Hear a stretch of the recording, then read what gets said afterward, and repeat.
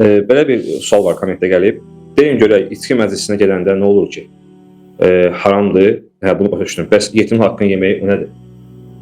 Belə çoxu deyirlər ki, dindar görəndə deyirlər ki, nə olsun ki, dindarsan, yetimin haqqını yeyirsən falan filan. Yəni dindar görüb yapışdırır ona ki, namaz bunun anlamı deyil də, bəs yetim haqqı yeməklədir. Yəni, xəbər yoxdur adamların kim deyir, nə deyir. Yox, birinci yetimin haqqı yemək olmaz.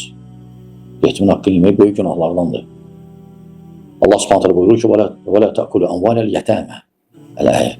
Yəni yetimlərin mallarını yeməyin ən böyük günahlardandır. Allah Subhanahu En'am surəsində 12 bizə tövsiyəsi var, vəsiyyəti. Onlardan biri yetim malına yaxınlaşmamaq. Onun nə dəxli var içki məclisinə getməyi, müqayisə eləməyi? İçki məclisinə nə üçün olmaz? Çünki birinci özünüz deyirsiniz ki, içki haramdır. Deməli haram məclisdir. Haram məclisdir. Bu bir haram məclisdə oturmaq olmaz. Ola bilsin içki olmasın, musiqili yer olsun. O da olmaz. Və ya qadınlarla kişilər bir yerdə oturublar. O da olmaz. Əslində şəriətlə. Mən sizə şəriət nə deyir onu deyirəm. Təsəvvür edin, toyda isə üçü də birləşir. Cahil toylarında. İçki, qadınlarla kişiləri bir yerdə olması. Yəni mən başqa şeylərdən danışmıram. Geyim tərzləri və s. Və s. Çox təfsilatı varmaq istəmirəm. Və həmçinin də musiqi. Bunlar hamısı dinlə, bizim İslam, bizim müsəlman, bizim dinlə haramdır. Haramdır. Bunlar Urus toyları hamısı. Urus indi Avropada qarışıb.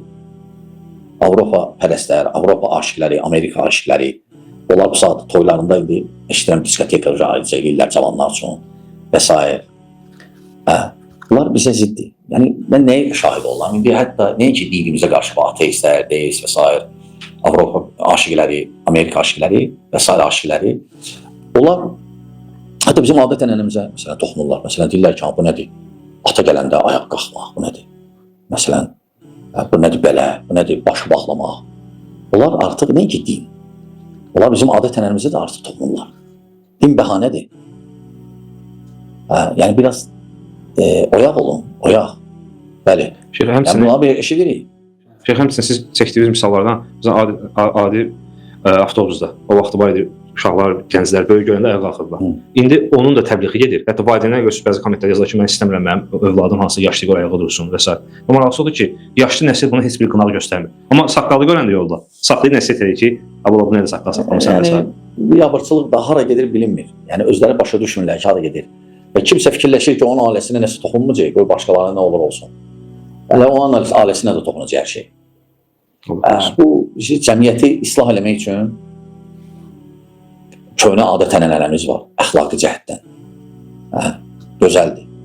Dinimiz var. Bunlara sıxınsaq biz özümüzü qoruyacaq. Bəziləri həyatı Avropada görürlər, Amerikada və s. Səhv fikirlərdə hamısı. O cılız bəzi kanalların, bəzi kitabların, bəzi müfəkkirlərin təbliğatının qurbanlarıdır. Bəli. Məktəbdə sinif yoldaşımın ad günü olur. Hamı onu təbrik edir, mən isə təbrik etmirəm. Buna görə də o məndən inciyir və küsür. Bu halda mən nə etməliyəm? Elhamdülillah. Yox, sən yaxınlaş dinə ki, dinimizdə ad günü qeyd eləmək yoxdur. Ad günü qeyd eləmək yoxdur. Mən səni inşallah bayramla təbrik edəcəm, Qurban bayramında, Ramazan bayramında təbrik edəcəm.